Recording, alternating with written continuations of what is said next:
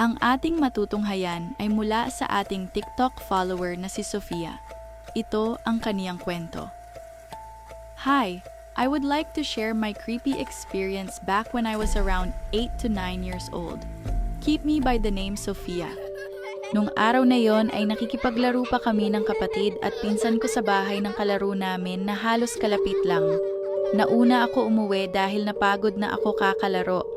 Habang nasa sala ako, ay may nakita ako sa bintana namin na may dumaan na parang bata, lalaking maliit, at nakaputing parang barong. Sumilip ako dahil inakala ko na kapatid ko o pinsan ko na umuwi na. Pero wala namang pumasok sa gate namin. Ang nakakapagtaka pa sa akin ay tumunog yung gate na parang may dumabog para buksan. Matapos mangyari, bumalik na lang ako sa sala at tumabi kay Papa. This time, may nakita akong nakakatakot talaga sa may bintana. May babaeng nakaputi, maitim na mahabang buhok, at ang kaniyang mga mata at bibig ay parang mga itim na bilog. Parang wala lang. Sobrang natakot ako noon at nagdasal.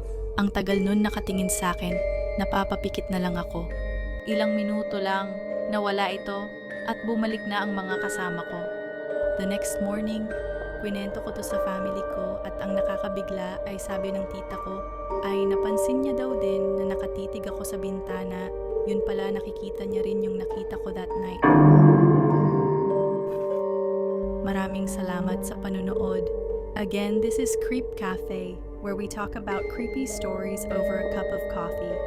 For submissions, email us at creepcafeleessice@gmail.com.